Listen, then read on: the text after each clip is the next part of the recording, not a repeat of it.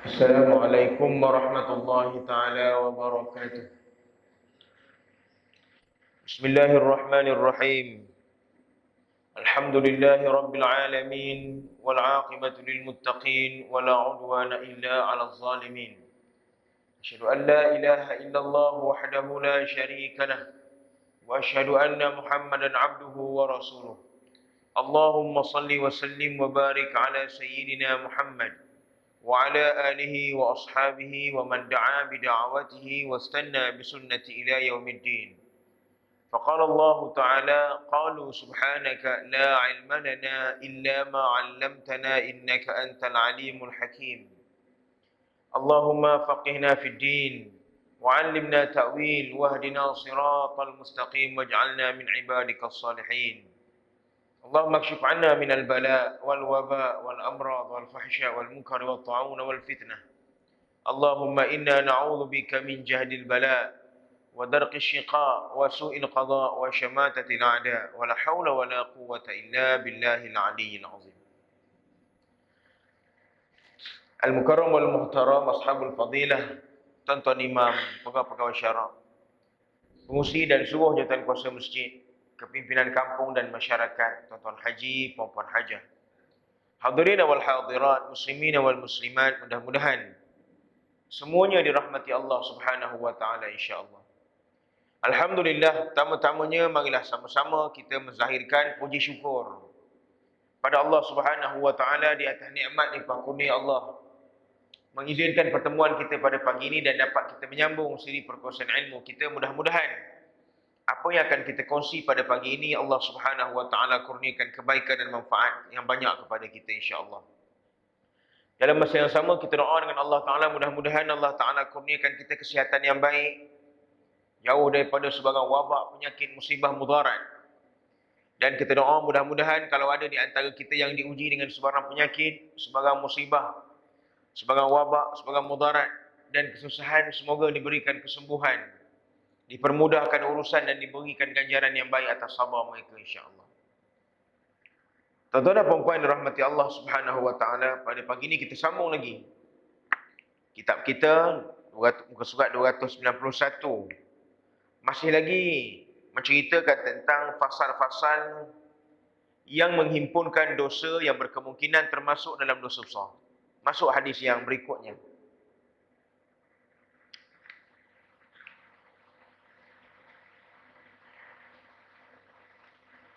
Baginda sallallahu alaihi wasallam bersabda, "Innahu yusta'malu 'alaikum umara fata'rifuna wa tankiru fata'rifuna wa tunkirun. Faman kariha faqad bari'a wa man ankara faqad salim. Walakin man radiya wa taba qil afala nuqatiluhum qal la ma aqamu fikum salah." Artinya, sesungguhnya ada para pemimpin yang akan diangkat ke atas kamu mentadbir urusan. Lalu kamu memuji dan mengingkari mereka. Ada perbuatan yang baik dan yang tidak baik. Siapa yang membenci maka terlepas daripada dosa. Siapa yang ingkar maka dia selamat. Akan tetapi dosa dan balasan buruk dikenakan kepada sesiapa yang redha dan patuh. Baginda ditanya, maka adakah kami perlu memerangi mereka? Baginda menjawab, tidak selagi mana mereka masih mengerjakan salat. Hadis ni sangat banyak maknanya dalam hadis ini, tuan-tuan. Kata Nabi SAW, dalam kalangan manusia ni ada orang, Allah Ta'ala jadikan manusia ni macam-macam lah, tuan-tuan. Macam-macam kita. Allah Ta'ala jadikan kita ni daripada pelbagai suku sakat. Betul? Jangan ceritalah negara lain, cerita negara Malaysia cukup. Kita ada bangsa, ada Cina, Melayu, India, dan ada lagi beberapa bangsa-bangsa yang lain. Pelbagai bangsa kita ni. Jangan cerita bangsa saja, cerita Melayu saja cukuplah tuan-tuan. Dalam Melayu itu ada beberapa suku puak. Suku puak. Ada Jawa. Ada Bugis. Bugis pun ada. Ada macam-macam lah tuan-tuan. Suku puak Melayu ni. Banyak. Ada Bugis. Ada Aceh. Ada orang Aceh. Ada juga apa kita sebut ni. Orang Rawa. Orang Rawa. Pagaruyung. Dalam bangsa Melayu ni tuan-tuan, banyak jenis suku puak. Tak kira lah bagaimana penciptaan dia, cuma kita nak sebut, Allah Ta'ala jadikan kita manusia ni dengan pelbagai rupa bentuk, pelbagai suku bangsa, pelbagai suku sakat. Dan dalam kalangan penciptaan manusia itu, Allah Ta'ala pilih beberapa daripada kalangan kita untuk diangkat jadi pemimpin. Ada? Bukan semua orang. Bukan semua orang tuan-tuan. Ada daripada segelintir manusia itu, Allah Ta'ala pilih dia untuk diangkat sebagai pemimpin. Ada ketikanya orang yang diangkat sebagai pemimpin itu memang dia designated leader. Maksudnya dia memang seorang yang ada kaliber. Designated. Memang dia telah dilatih, memang dia pandai, memang dia ada bakat jadi pemimpin. Ada dalam kalangan kita yang memang tak ada bakat pun jadi pemimpin. Tak ada. Tak ada bakat pun, dia tak boleh. Sebab itu ada good follower, ada pengikut yang baik, ada good leader, ada ketua yang baik. Dia beza tuan-tuan, ketua yang baik, pengikut yang baik. Ada orang dia berbakat jadi pengikutnya. Dia tak sesuai pun jadi pemimpin.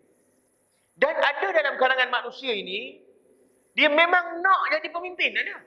Dia nak. Ada manusia yang dia tak minat pun dengan pemimpin ni. Bagilah orang, biarlah orang buat kerja, kita ikut dah lah. Ada yang begitu tuan-tuan. Ada yang masa mesyuarat agung, masa pemilihan, dia tak datang. Dia takut orang pilih dia. Ada. Tapi ada orang yang memang mesyuarat lain tak datang, mesyuarat pemilihannya dia datang. Supaya orang pilih dia. Jadi dia bagai macam-macam rupa manusia ni tuan-tuan dalam nak jadi pemimpin ini. Tidak ada masalah. Siapa yang diangkat jadi pemimpin, tidak ada masalah. Dengan syarat-syarat tertentu. Pertama, dia mesti ada ilmu tentang pemimpin itu. Dia mesti ada bakat. Dia mesti ada kebolehan. Dia ada capability untuk jadi pemimpin. Dia mampu jadi pemimpin. Apakah salah seseorang itu berminat untuk jadi pemimpin? Tidak salah pun. Silakan. Siapa yang ada cita-cita, ada hasrat nak jadi pemimpin, silakan. Tak ada masalah. Cuma dalam kita berniat, bercita-cita itu nak tanya diri kita. Apakah kita ada capability, ada kemampuan ke nak jadi pemimpin? Apakah kita sanggup menanggung beban-beban dan amanah yang akan kita pimpin setelah kita dipilih itu? Maka itu perlu kita fahami dalam konteks menjadi pemimpin itu. Sebab itu Sayyidina Umar Al-Khattab radhiyallahu anhu, Sayyidina Umar tuan-tuan. Ketika mana Abu Bakar As-Siddiq sakit, Abu Bakar. Sayyidina Abu Bakar ni dia salah satu dari apa ni? Seorang-seorangnya khalifah dalam kalangan Khulafa Ar-Rashidin yang wafat kerana sakit. Manakala Umar, Uthman, Ali, mereka semua mati kerana kenapa? Dibunuh. Sayyidina Abu Bakar seorangnya yang mati, yang wafat kerana sakit. Bila mana ada tanda-tanda Abu Bakar ni dah gering, dah sakit, nak mati, nak wafat. Ada beberapa tanda lah pada diri dia pun dah rasa perkara itu. Maka dia pun jumpa para sahabat yang dekat, yang rapat dengan dia, beberapa sahabat-sahabat yang besar. Maka dia sebut apa dia kata? Siapa nak ganti aku? Dia cerita tentang siapa nak ganti dia. Maka Abu Bakar memulangkan perbincangan itu kepada para sahabat. Dia kata, kamu pilih. Sekiranya aku mati, kata Abu Bakar, kamu bincang dalam kalangan kamu. Sebelum aku mati ni, kamu bincang dulu dalam kalangan kamu. Kalau aku mati, siapa yang kamu nak jadi pemimpin? Kemudian, nama yang kamu setuju itu, kamu beritahu aku. Supaya aku umumkan, kata Abu Bakar. Tuan-tuan, bila mana Abu Bakar keluar perintah begitu, maka sekumpulan sahabat pun yang dengar ketika itu, mula nak melaksanakan perbincangan. Bila mana mereka nak mulakan perbincangan itu, tuan-tuan, salah seorang yang berada dalam kumpulan itu, namanya Umar Al-Khattab, tiba-tiba bangun dan lari keluar. Dia keluar.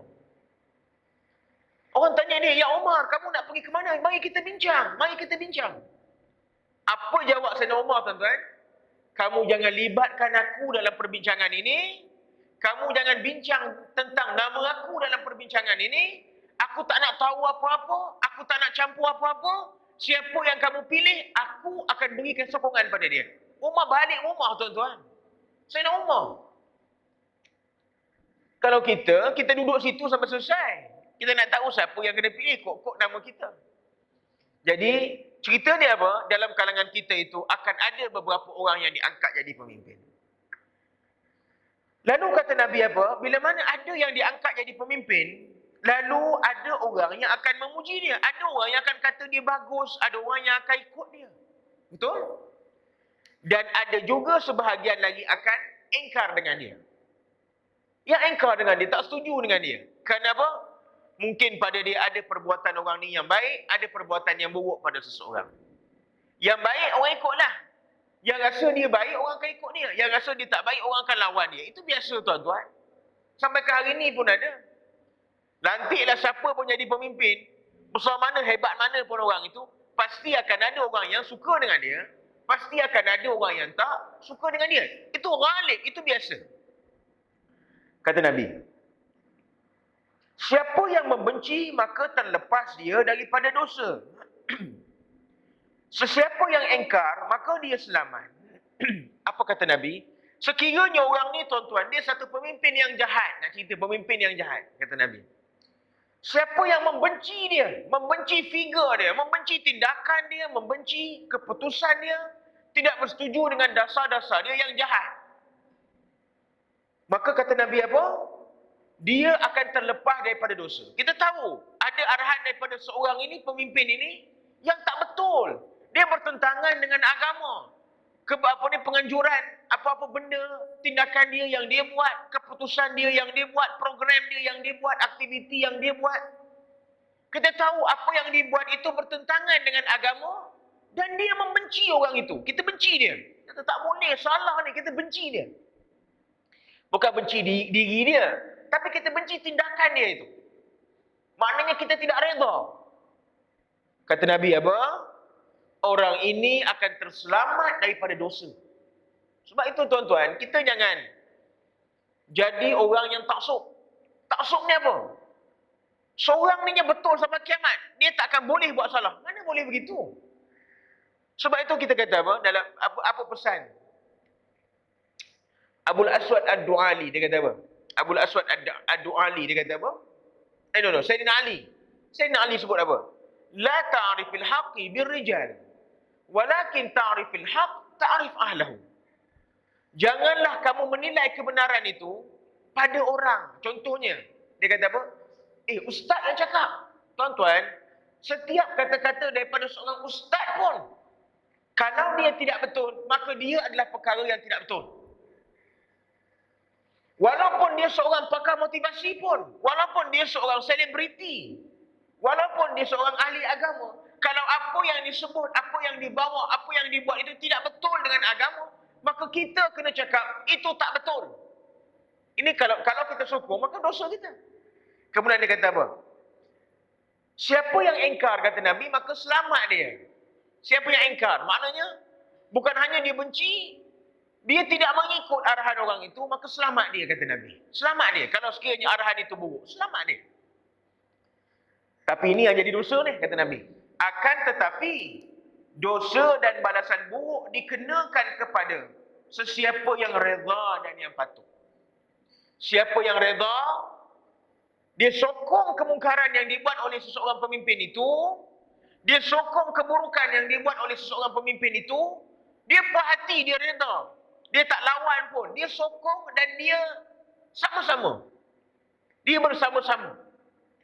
Kata Nabi apa? Maka balasan buruk dan dosalah ditimpakan ke atas orang itu. Sebab itu disebut oleh Allah Subhanahu Wa Taala dalam Quran apa? Jangan kamu bersepakat dengan orang-orang yang zalim. Fa ulaika humuz zalimun. Kalau tak, kamu juga termasuk dalam kumpulan orang-orang yang zalim. Jangan kita bersama dengan orang-orang yang zalim. Kalau tidak, dosa kezaliman dia juga akan ditimpakan ke atas kita walaupun kita tidak punya kuasa pun. Tapi kita di antara orang yang menyokong orang yang zalim. Kita di antara orang yang menyokong orang yang jahat. Kita menyokong orang yang zalim. Kita menyokong orang yang tidak adil. Kita menyokong orang yang menggunakan kuasa dengan cara yang tidak betul. Kita sokong dia. Malah kita reda dengan perbuatan dia. Maka orang ini akan ditanya oleh Allah Subhanahu Wa Taala di atas sokongan yang tidak betul itu, akan dikenakan dosa ke atas dia dan ditimpakan balasan buruk ke atas dia. Kemudian ditanya kepada Nabi, tuan-tuan, apakah kami perlu memerangi mereka? Ini kena faham pula. Apakah perlu bila mana kita tengok ada seorang pemimpin yang jahat, pemimpin yang tidak bagus, pemimpin yang melakukan kemungkaran? Sahabat tanya Nabi, kalau ada pemimpin begini, apakah kami perlu perang dengan dia? Perlukah kami lawan dia dalam perang? Perlukah kami guling dia? Perlu tak kami bunuh dia? Jawab Nabi apa, tuan-tuan? La ma aqumu fikumus salah, kata Nabi. Jangan, tak apa, tidak. Selagi mana dia masih lagi mengerjakan sembahyang. Itu dia. Selagi mana pemimpin itu, walaupun dia jahat, walaupun dia banyak melakukan kemungkaran, dia seorang pemimpin yang zalim. Macam mana disebut oleh Allah Ta'ala, wala tarkanu 'alal ladzina zalamu. Ini ayat saya sebut tadi. Wala tarkanu 'alal ladzina zalamu. Siapa yang wala tarkanu, kamu menolong, wala tarkanu 'alal ladzina zalamu, atas kezaliman seseorang. Kamu menolong orang ni. Kamu bersama dengan orang yang zalim. Kamu bersama dengan orang yang jahat, kata Allah Ta'ala. Fatamassakumun nar. Kamu ready, kamu standby, api neraka untuk kamu, kata Allah Ta'ala. Sebab itu, tuan-tuan, saya beri pandangan sedikitlah. Kita boleh berpegang dengan apa ideologi pemimpin yang kita nak pegang. Silakan. Tetapi, qulil haq walau kana murran. Bercakaplah benar, walaupun kebenaran itu memedihkan kita. Sekiranya seseorang itu melakukan kemungkaran, kita tidak boleh bersifat taksub dengan dia sehingga kita mengatakan ya, kita menyokong kemungkaran yang dibuat. Kita tahu dia satu pemimpin yang zalim. Dia menyalahgunakan kuasa. Ataupun dia menggunakan kuasa dengan cara yang tak betul untuk apa kita sebut? Untuk menganiaya seseorang sebagai contoh. Kita tidak boleh mengatakan perbuatan itu benar walaupun kita tak suka orang itu. Tak boleh. Sebagai contoh, apabila pemimpin menganiaya seorang yang kita tak suka, maka kita kata betul, buatlah. Jadi tidak boleh begitu. Kebenaran perlu dinilai dengan kebenaran itu. Tetapi kalau seseorang pemimpin itu memang dia jahat, dia mungkar, kita juga tidak boleh menjadi taksub sehingga kita tidak nampak kemungkaran yang dia buat walaupun kemungkaran itu secara berterang-terangan. Tak boleh. Dalam memahami kebenaran, kebenaran itu dinilai dengan kebenaran itu sendiri. Sebagai contoh saya sebut tadi, walaupun seorang ustaz, dia mengajar tentang perkara yang tidak betul. Jangan kita ikut kerana yang tidak betul itu tidak betul. Kita kata, ustaz cakap. Tuan-tuan ingat apa? Semua ustaz betul ke? Tak boleh begitu. Kebenaran dinilai dengan kebenaran itu sendiri. Bukan dengan orang yang menyampaikan kebenaran itu. Sama juga dalam konteks menyokong pemimpin yang disebut dalam hadis ini. Kalaulah kemungkaran yang dibuat oleh pemimpin itu, maka kita jangan reda, kita jangan taat, kita jangan ikut kemungkaran yang dia buat. Tetapi kalau dia melakukan kebaikan dan dia menyuruh kepada kebaikan, maka kita di antara orang yang perlu sokong dan kita perlu meredai dia sebagai pemimpin kita. Cuma nak cari satu pemimpin yang semua orang suka, tak ada, tuan-tuan. Sayyidina Umar Al-Khattab begitu punya hebat, dibunuh ketika sembahyang. Sayyidina Uthman bin Affan begitu punya hebat, begitu punya baik, menantu Nabi juga dibunuh di dalam rumah dia. Sayyidina Ali bin Abi Thalib bukan orang lain, menantu Nabi, dibesarkan dalam rumah Nabi, orang kesayangan Nabi, sepupu Nabi, malah dijamin syurga oleh Allah Ta'ala, juga dibunuh oleh orang. Menunjukkan apa, tuan-tuan? nak cari satu figure pemimpin yang disukai oleh semua orang. Tidak ada. Malah Rasulullah sallallahu alaihi wasallam ketika mana memimpin Madinah, ada juga beberapa orang yang tidak suka kepada Nabi sallallahu alaihi wasallam. Antaranya apa? Abdullah bin Ubay bin Salul dan juak-juak ni. Apatah lagi kita, tuan-tuan. Maka jadi siapa yang menjadi pemimpin, laksanakan amanah dengan baik. Laksanakan amanah. Nak tunggu semua orang puas hati dengan kita. Kiamat 4 kali kiamat pun orang tak puas hati lagi, tuan-tuan. Bukan sekali kiamat ni, 4 kali kiamat pun orang tidak akan pernah berpuas hati dengan kita. Akan ada orang yang suka kita, tapi akan ada juga orang yang tak suka kita. Tetapi selagi mana kita melakukan perkara yang benar, teruskan kebenaran itu. Cukuplah kita menjadi ketua keluarga pun, tuan-tuan. Ketua keluarga. Bukan semua tindakan kita disukai oleh ahli keluarga kita. Ada ketikanya tindakan kita, anak sulung suka, anak kedua suka. Tiba anak bongsu tak suka. Ada. Ada juga tindakan kita yang anak-anak suka, tapi mak tak suka. Tapi ada tindakan yang mak suka, anak-anak semua tak suka. Maka itu ghalib, tuan-tuan. Kita nak puaskan hati setiap orang, mana jadi, tuan-tuan? Mana jadi? Tak jadi. Contoh, kita buat jamuan. Kita bagi makan nasi dengan kari daging. Orang marah juga. Saya tak makan daging. Makan daging tak boleh. Dia nak makan ayam. Kita buat ayam, orang kata lah kedekut. Ada orang tak makan ayam, orang nak makan daging. Jadi kalau dalam makan pun, tuan-tuan, selera lain-lain, itu beri benda yang baik, itu beri makan tu. Nak bagi nasi lemak, orang kata, asyik nasi lemak je, berilah mi goreng, bagi mi goreng. Apa bagi mi goreng? Berilah berat-berat sikit. La ilaha illallah. Sampai kiamatlah benda ni akan tak selesai, tuan-tuan. Jadi, nak memuaskan hati semua orang ni tidak akan boleh. Melainkan kita melakukan perkara berlandas agama. InsyaAllah pemimpin itu akan selamat. Dan mereka yang mengikut pemimpin yang benar itu juga akan selamat. Okey, hadis yang berikutnya. Nabi SAW pernah melintas 2 kubur yang penghuninya sedang diazab. Lalu baginda bersabda, "Innahuma yu'adzibani wa ma yu'adzibani fi kabirin. Bala innahu kabirun. Ma ahaduhuma fakana la yastanzihu minal baul. Wa amma al-akhar fakana yamshi bin namimah." Hadis ni hadis yang selalu sangat kita dengar. Satu hari Nabi SAW dia lalu di kawasan kubur, di mana di situ ada 2 kawasan kubur, ada 2 biji kubur. Lalu Nabi kata apa? Innahuma yu'adzabani. Sesungguhnya kedua-dua ahli kubur ini sedang diazab, kata Nabi.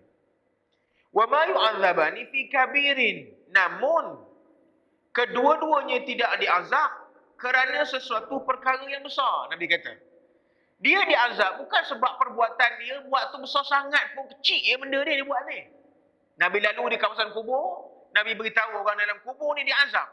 Tapi perbuatan yang dia buat di atas dunia dulu, yang menyebabkan dia diazab, itu benda kecil je, kata Nabi. Bala innahu kabirun. Tetapi bahkan ia tetap besar. Walaupun pada kita benda tu kecil, sebenarnya benda tu kesan, impact dia ataupun hasilnya adalah sangat besar, kata Nabi. Amma ahaduhuma, dia kata salah seorangnya, fakana la yastanzihu minal baul, kata Nabi. Salah seorangnya dahulu dia tidak menjaga kebersihan setelah kencing. Cik benda dia. Pasal kencingnya, dia tak jaga kebersihan ketika kencing. Wa ammal akhar, seorang lagi, kata Nabi, fakana yamshi bin namimah. Dia mulut jahat, mengadu domba, kata Nabi. Dia suka mengadu domba.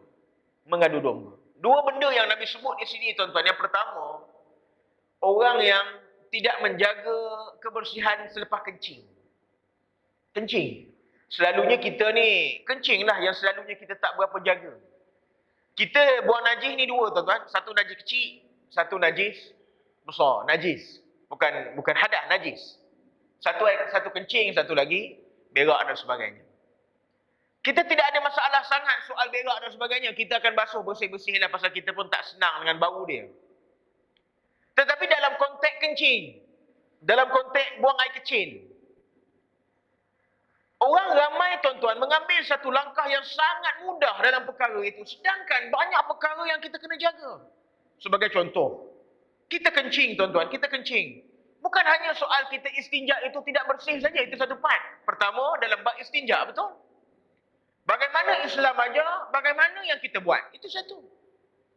Bagaimana yang Islam ajar dan bagaimana yang kita buat. Islam ajar kita berdehem. Islam ajar kita mengurut selepas kencing itu supaya air-air kencing di dalam salur kencing itu keluar habis. Kemudian dia ajar kita supaya memastikan apa? Tidak ada tos-tos air kencing lagi. Dengan yakin kemudian barulah kita cuci air kencing itu sehingga hilang warna, bau dan rasa. Satu part. Sebelum daripada itu pastikan juga tempat yang kita kencing itu. Ini ramai orang tak jaga. Kencing. Pastikan pakaian kita tidak kena percikan air kencing itu. Kencing tanah berdiri sebagai contoh. Kencing tanah berdiri. Tanah berdiri itu dia kencing, dia tembak pada mangkuk berdiri. Kita kencing di tanah berdiri. Perasan tak kita tuan-tuan, sebenarnya ada percik-percik halus daripada air kencing itu kena pada pakaian kita. Kita tak nampak pasal dia tak bertanda pun. Pasal dia tak banyak pun halus. Tapi kalau kita tengok dengan cahaya, kita nampak percik-percik air itu. Berapa ramai orang yang ambil peduli tentang perkara itu. Kita kata kita masuk tandas. Tandas ni berlecak ni, air di bawah. Kita pijak percak-percak, mercik air tu naik ke atas. Kita tak tahu air itu air bersih, air suci ataupun air najis. Sensing kaki seluar, sensing. Betul, kita panggil sensing ni kan? Lipat, ada orang panggil lipat kaki seluar tapi saya panggil sensing kan? Sensing kaki seluar nak masuk tandas pun malas. Macam mana ni? Kemudian lepas siap kencing, ambil air sembayang. Pakaian kita, seluar kita tadi kena percik-percik air kotor, air najis. Kalau air bersih tak apa, air kotor. Kemudian kita sembayang. Saya tanya tuan-tuan, sembayang kita sah tak sah? Simple, tuan-tuan boleh jawab sini. Kalau tak sah, jangan ceritalah soal Tuhan terima, Tuhan tak terima ni tuan-tuan. Jangan ceritalah soal itu. Sebab tak sah dah, tak layak dah sembayang tu. Tak layak dah. Macam orang lah tuan-tuan, macam orang lah. Macam kita manusia. Bawa motor. Tak kira bawa motor. Dia nak ambil lesen motor. Walaupun dia bawa motor tu dia hebat. Walaupun dia bawa motor tu kira champion. Bukan saja dia boleh bawa motor dengan cara ni. Dia boleh, boleh menerak atas motor. Contohnya. Hebat lah tu. Kata sini ada yang pernah menerak atas motor tak? Tak ada. Saya tak tahulah kalau ada juga. Tak ada. Kira hebat lah tuan-tuan. Dia boleh menerak atas motor. Boleh bawa motor punya mata pun boleh. Wah, punya cekap ni. Hebat ni. Walaupun hebat macam mana pun tuan-tuan. Kalau dia tak layak ambil lesen, dia tetap tak dapat ambil lesen. Kenapa? Syarat yang pertama. Jangan ceritalah soal dapat lesen. Dia tak cukup umur sebagai contoh. Ataupun dia ada penyakit nyanyuk. Siapa nak bagi dia? Dia ada masalah mental. Walaupun dia bawa dengan cekap, hebat. Dengan skill, dengan kemahiran yang orang mungkin tak ada. Macam saya cerita dengan tuan-tuan. Saya ada satu sahabat. Satu orang sahabat. Bawa kapal terbang boleh tuan-tuan. Bawa kapal terbang boleh. Boleh. Bawa kapal terbang. Boleh pilot. Tapi bila balik daripada abroad, bawa balik daripada mana-mana di kapal terbang yang dibawa lah. Bila dia landing balik di Malaysia, sampai je dekat airport Malaysia, bini dia datang ambil dan dia dia akan duduk di sebelah tempat penumpang lah. So bini dia yang drive. Nak pergi ke airport pun bini dia hantar, bini dia drive, dia tak drive. Dan sebalik pun bini dia ambil dia tak drive. Balik kampung pun bini dia drive. Pergi pasar pun bini dia drive. Pergi beli. Saya tanya ni pasal apa? Dia kata saya ada trauma bawa kereta. Tak boleh bawa kereta dia tu. Tuan-tuan, bawa kapal terbang boleh, bawa kereta tak boleh. Apa yang kita nak jaga? Apa yang kita jaga? Memang ada orang macam gitu. Jadi dalam konteks kita, pertama, kebersihan pada pakaian itu kita kena jaga dulu. Jaga dulu. Kebersihan pada pakaian ini, kita kena jaga dulu. Barulah cerita soal sembahyang kita ni diterima atau tidak oleh Allah Ta'ala. Ini doa, bacalah sedap macam mana pun.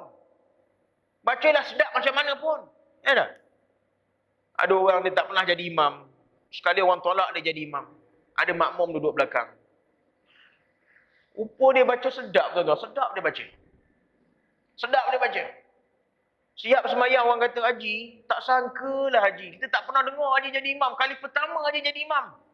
Rupanya sedap Haji baca. Tajwid bagus. Makhraj huruf sebut betul. Lebih baik pada orang lain. Lagu yang Haji bawa pun kami kat belakang ni menangis walaupun tak faham. Haji pun cakap, oi macam gitu ke? Semua orang cakap Haji baca memang sedap hari ni. Walaupun kali pertama Haji jadi imam, semua orang cakap Haji baca sedap, tajwid terbaik, makhraj huruf terbaik. Oh, Alhamdulillah lah kalau macam itu. Itu saya tak ambil uduk tu kata dia. Sudah.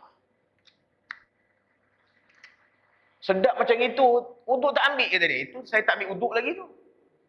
Kalau saya ambil uduk tadi mungkin lain lagi juga kata dia. Jadi tuan-tuan, pening tak kepala kita kalau kena orang macam itu?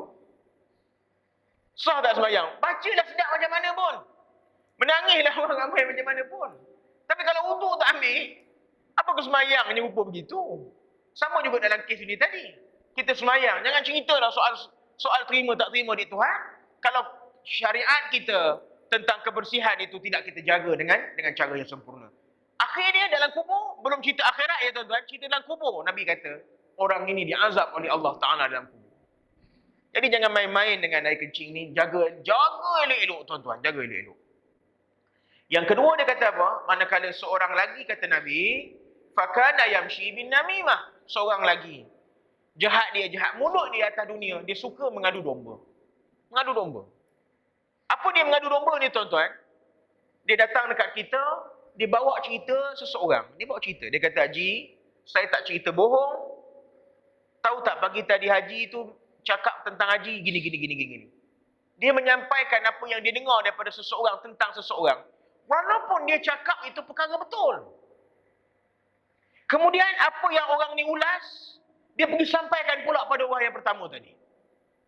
Menyebabkan apa yang dia cakap itu betul tuan-tuan, bukan bohong. Semuanya betul. Cuma perbuatan tersebut adalah mengadu domba. Sebab apa tuan-tuan? Menyampaikan apa yang disampaikan oleh orang itu. Menggalakkan pergaduhan. Menggalakkan pergaduhan itu adalah mengadu domba. Ini biasa kita dengar. Biasa kita buat. Kita suka bakar orang supaya orang marah dan orang benci tentang seseorang. Kenapa begitu? Sedangkan Islam berasal daripada perkataan apa? Salamun. Salam itu apa? Sejahtera. Islam itu juga membawa makna selamat. Tiba-tiba orang Islam menimbulkan pergaduhan. Itu bukan cara Islam. Nama Islam itu saja sudah tidak sama dengan amalan orang Islam. Jadi kita sebagai orang Islam, perkara ini kena jaga. Supaya kita tidak menjadi, mulut kita bukanlah menjadi punca. Kita diazab oleh Allah Subhanahu Wa Taala dalam neraka. Sebab itu tuan-tuan, banyak lagi dosa lain yang disebut oleh Nabi dalam peristiwa Isra Mi'raj sekalipun. Mereka-mereka yang diazab oleh Allah Subhanahu Wa Taala dengan sebab apa? Jahat mulut. Jahat mulut. Saya cerita dengan tuan-tuan minggu lepas kan tentang tegur orang, menegur. Kita tengok kemungkaran, kita tengok orang silap, kita kena tegur. Tegurlah. Biasalah tegur tu. Cuma tegur itu dengan adab-adab. Jangan sampai tujuan kita baik tapi dapat dosa dengan perkara itu. Kita nak tegur orang buat tak betul. Maka tegur dengan cara yang betul. Jangan diaibkan orang. Kalau kita nak memberikan pandangan, berikan pandangan yang baik. Bukan memalukan orang. Kalau kita nak bercerita tentang sesuatu, pastikan cerita yang kita nak bawa itu cerita yang baik. Jangan cerita yang kita sampaikan itu menyebabkan pergaduhan antara orang. Jangan. Tak penat ke tuan-tuan bercerita hal orang ni? Penat. Ada? Satu yang suka bercerita hal orang. Satu lagi yang suka mendengar cerita orang. Ada orang dia suka dengar. Suka dengar cerita orang. Suka dengar. Orang bercerita kat kenduri, meja sebelah. Dia meja sebelah. Tapi dia dengar juga pasang telinga tuan-tuan. Dia cerita-cerita buruk orang ni memang orang suka dengar. Memang orang suka dengar tuan-tuan. Orang tengah tidur pun kalau kita bangun nak cerita hal buruk orang boleh dengar. Yang tak suka dengar apa? Yang orang tak suka dengar apa? Ceramah lah, orang tak suka dengar. Cerita buruk orang suka dengar tuan-tuan. Ceramah orang tak suka dengar. Quran orang tak suka dengar. Tapi kalau cerita itu cerita buruk orang, cerita aib orang, yang tak tahu jadi tahu, yang tak tahu apa-apa pun ulah macam orang tahu. Jadi pastikan beberapa pengajaran yang kita dapat daripada hadis ni. Pastikan mulut kita dijaga supaya tidak kerana mulut kita yang kecil ini seseorang itu diazab oleh Allah Subhanahu Wa Taala. Simple calculation. Kalau sekiranya dalam kubur dia diazab, saya nak tanya tuan-tuan lah, rasa-rasa di mahsyar dia diazab atau tidak? Tentu dia kena. Kubur itu cuma cebisan kecil daripada azab yang sebenar. Kubur kalau dia diazab, wa'ayazubillah. Kalau seseorang itu diazab oleh Allah Subhanahu Wa Taala, kubur itu cuma tempat apa kita kata ya? Tempat sekejap, tempat menunggu saja. Tempat menunggu untuk diazab di tempat yang sebenar. Maka kalau di tempat menunggu itu pun sudah kita kata sudah teruk diazab, sudah berat ditimpakan balasan, agak-agak bagaimana perjalanan dia yang berikutnya. Sedangkan perjalanan ini jauh lagi. Lepas daripada kubur dibangkitkan semula. Kemudian dikumpul di mahsyar. Kemudian ditanya di mizan. Kemudian lalu titian sirat. Kemudian barulah syurga atau neraka tempat perakhirannya. Banyak lagi laluan yang dia akan lalu. Berapa lama tempoh masa lagi? Belum tahu berapa lama.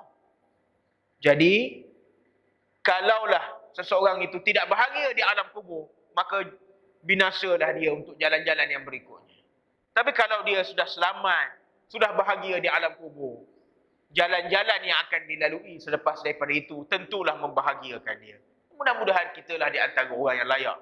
Orang yang bukan layak, orang yang dikurniakan kelebihan bahagia itu insya-Allah. Dengan syarat, jangan jadikan mulut kita sebagai punca murka dan marah Allah Subhanahu Wa Taala dengan perbuatan buruk kita, tuan-tuan. Beberapa pengajaran yang boleh kita ambil, saya ulang sekali lagi lah. Yang pertama, kita boleh sokong ataupun kita berikan sokongan pada pemimpin yang adil. Berikan sokongan, jayakan, jadi pendukung dan penyokong kepada pemimpin dan kepimpinan yang baik itu. Tetapi, perbetulkan pemimpin-pemimpin yang tidak betul itu. Perbetulkan. Dengan teguran yang baik, dengan nasihat-nasihat yang berguna, berikan pada pemimpin-pemimpin supaya kita tidak sama-sama terjerumus dalam azab api neraka Allah. Yang kedua, pastikan kita menjaga kebersihan kita ketika mana buang air kencing. Jaga tuan-tuan, jaga sama-sama. Bukan hanya ketika kencing, persekitaran kencing itu. Air percik, kemudian air yang di lantai, pastikan juga. Sebab itu saya suka juga kalau kita masuk tandas tu sebelum kita kencing, basuh tembok air dulu. Cuma yang kita sedihnya tuan-tuan, ada tempat-tempat tandas yang kotor ni, tandas masjid. Ini yang letih ni. Ada masjid-masjid yang tanah dia kotor. Ini tidak bagus. Sedangkan masjid itu rumah ibadat, rumah yang paling mulia, tempat yang paling mulia, tiba-tiba tandas kotor. Kita ni punya nak kencing ni, macam nak pecah dah rasa nak kencing ni. Sampai dah berlari masuk tandas, tengok tandas, terus hilang rasa nak kencing. Tak tahu pergi mana air kencing tadi. Pasal apa? Tandasnya kotor. Ada. Punya besar mangkuk tu, tak masuk juga. Macam mana nak ajar lagi tuan-tuan? Takkan ada SOP kencing yang kita nak ajar mula-mula teruk sangatlah macam itu. Tapi dari banyak tak orang tak masuk mangkuk tuan-tuan? Kalau rasa pakai cibir mata tak pakai cibir mata tak nampak mangkuk, pakai cibir mata biar nampak mangkuk duduk mana. Tak ada orang buat mangkuk pada tepi, tengah tu lah mangkuk tuan-tuan. Tak ada orang buat mana mangkuk di tepi dinding pun. Tak ada. Memang tengah-tengah tu lah mangkuk. Jangan silap lah. Yang ketiga pengajaran yang boleh kita ambil apa? Jaga mulut kita. Supaya mulut kita bukan menjadi punca kita diazab di alam kubur. Sebagaimana yang disebut oleh Nabi SAW. Wallahu a'lam. Kita berhenti dulu setakat ni tuan-tuan. Mudah-mudahan dua hadis yang sempat kita kongsi pada pagi ini, Allah Subhanahu Wa Taala kurniakan kebaikan dan manfaat kepada kita. Yang baik semuanya daripada Allah, yang tidak baik itu jahil dhaif lemah diri saya sendiri. Aqulu qawli hadza wa nastaghfirullahal azim li wa lakum. A'udzubillahi minasyaitonir rajim. Bismillahirrahmanirrahim. Alhamdulillahirabbil alamin wassalatu wassalamu ala Rasulillah Sayyidina Muhammad wa ala alihi wa sahbihi ajma'in. Allahumma anfa'na bima 'allamtana wa 'allimna ma yanfa'una wa zidna 'ilma. Allahumma ij'al jam'ana hadza jam'an marhuma wa tafarruqana min ba'dihi tafarruqan ma'suma wa la taj'al fina wa la man yatba'una syaqiyyan wa la mahruman wa la matruda. Allahumma rabbana atina fid dunya hasanah wa fil akhirati hasanah wa qina 'adzabannar. Sallallahu ala sayyidina Muhammad wa ala alihi wa sahbihi wasallam. Alhamdulillahirabbil alamin. Taqabbalallahu minna wa minkum. Kita tutup majlis kita dengan tasbih kafarah dan suratul Asr.